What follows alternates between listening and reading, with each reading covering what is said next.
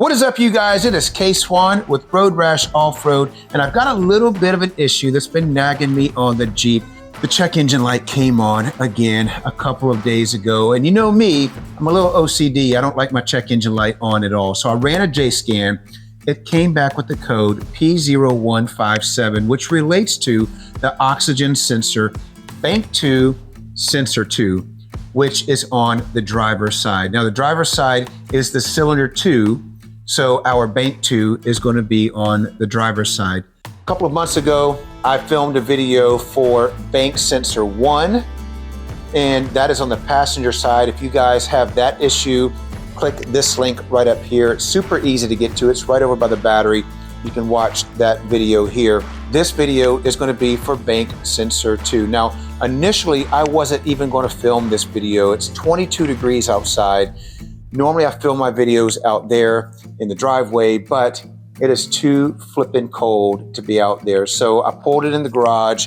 I didn't clean my garage, so I just said, I'm going to jump in here, change this thing out really quickly, and then be done with the project. As I started hitting YouTube, started looking at other videos, trying to figure out exactly where the bank 2 sensor 2 was, I didn't find a lot of videos showing me exactly where that sensor was. So I decided to film this video for you guys. It's not going to be elegant. It's not going to be well lit. I mean, it's my garage. It's kind of crappy in here. So this is not for entertainment purposes. This is more so for you guys, if you guys are having that issue, P0157, to watch this video and find out exactly how to fix this issue. If you guys like that overlanding lifestyle, rock crawling, Jeep content, then like and subscribe to Road Rash Off-Road. We've got a lot of content other than just fix it and DIY videos, but this video is going to be a fix it problem. A couple things that you're going to need for this fix. I went to AutoZone and I picked up this part right here by NKT. It's a sensor specialist. The part number is here, A8C8C4. See it right there? Inside this box, you get your sensor. This is a 4-pin black wire sensor with your oxygen sensor here. Now they do say that you should have a special tool to undo and install this, and that is this tool right here. This is a 22mm socket, and you can see it's got a little cut opening right there that allows you to put it over the wire and hook it on like that and undo it and fasten it back. Now, I didn't see a need to go out and spend some $15, $20, $30 on a part that I'll probably just use one time in this application. So I asked AutoZone, I said, hey, do you guys happen to rent these out? And they said, yes, they actually rent these out in some tools for free. You have to put a $30 deposit down. They will issue this to you in a box just like this. And then when you bring it back, they will give you your $30 back. So I didn't see the need to go buy a tool that I'll probably never use again. So a lot of people don't know that you can actually rent tools for free from AutoZone. This part should be right here, driver's side of the Jeep, just behind this inner wheel lining. So let's jump under here, remove our inner wheel lining, and see how easy it is going to be to fix this issue. Now, in order to get to this part here, it's going to be easiest if we remove this tire, which is probably going to be one of the hardest parts about this project. This tire weighs about 135 pounds. It's a 37-inch tire on a 20-inch rim. It is flipping heavy. So let's go ahead and get under the Jeep, lift it up, remove this tire so we can access that inner fender well. That wasn't too bad. That wheel came off pretty easy. It wasn't too heavy. It was still low to the ground. So we should be ready to access what we need to here. So I think that we should be able to access everything behind this fender well right here.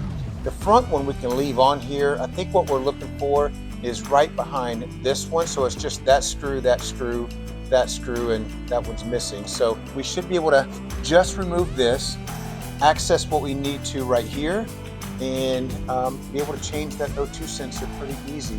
Let's go ahead and remove this and see what's behind door number 1.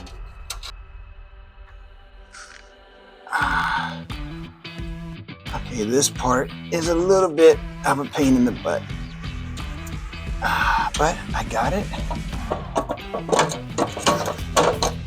There we go. All right. And now we have access to our O2 sensors. I think I see it right here. Hang on, let me grab the camera. You can see there's 2 sensors here. There's one here, and there's one here. Both of them super easy to get to. I just got to figure out which one is bank 2. I'm pretty sure this one's going to be, well, this whole side is bank 2. I'm pretty sure this one is going to be sensor 2. This one's going to be sensor 1. After a little research online, this is going to be our sensor 2 further down. Our sensor 1 is going to be up here, which is not currently throwing a code. So we are going to focus on this one here. This is bank 2, sensor 2, and our cable goes up here and it plugs in right up there. So let's go ahead and I'm going to unplug it first, and then we'll see if we can break it loose with our tool that we borrowed from AutoZone. Just make sure we're pulling out the right one. We're going to undo these little clips. They're wired out. And it looks like there's a little tab on it that you just press the tab in on the side and you pull. And I think that is how, yep, that's how you unplug right there. Super simple. We've got our connector undone. Now we can get our little tool here. Put it around.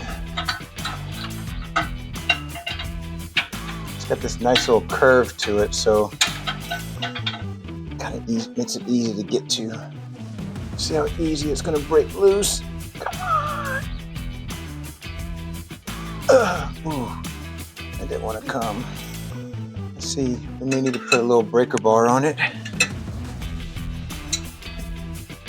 Come on, don't be difficult.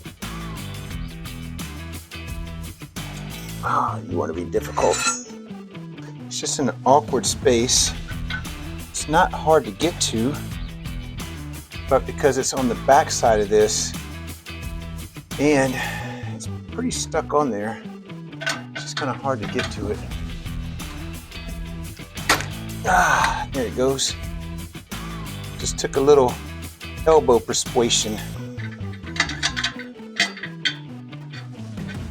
And plus, there's a lot of dirt that came off of it when I just yanked it, so I'm pretty sure all the off-roading that I do just kind of sealed it on there.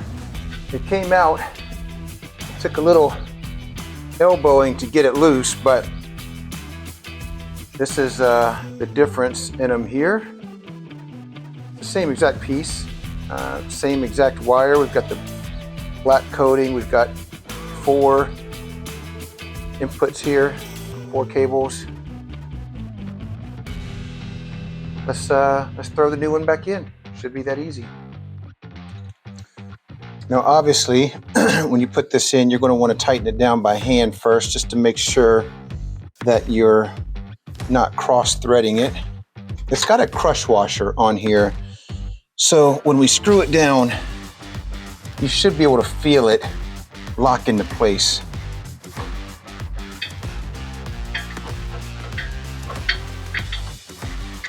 Like I said, you're kind of at a weird angle, so you want to start that by hand. Maybe grab this and twist it.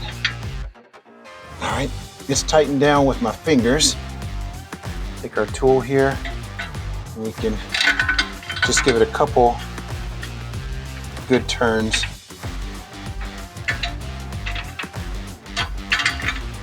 Crush that washer into place.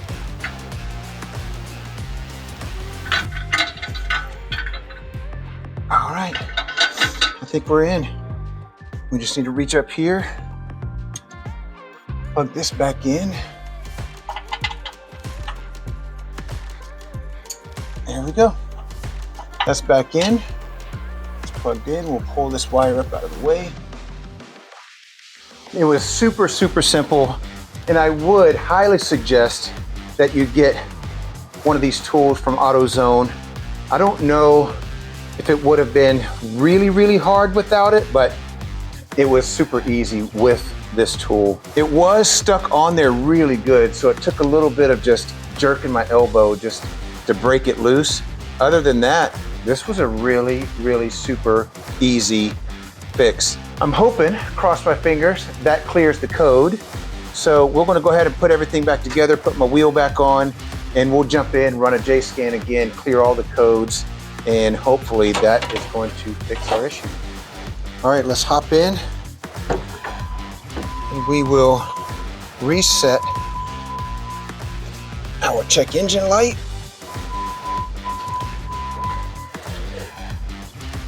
See if we fixed it.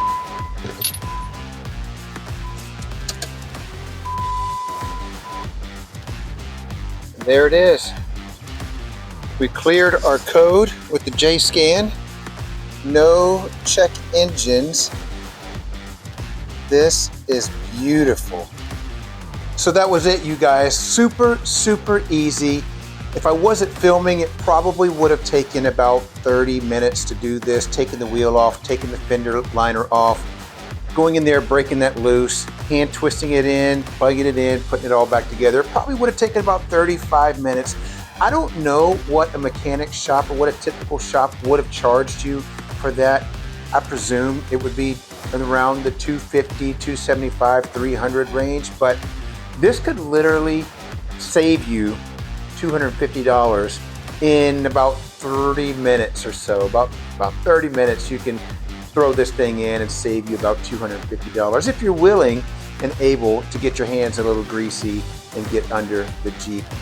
You guys, follow the Road Rash channel. We've got so many overlanding, off-roading, lifestyle videos coming up. If you like Jeep stuff, if you like camping and overlanding and exploring, follow Road Rash Off-Road. Follow this channel, like and subscribe, and we'd love to see you on the next video. Peace!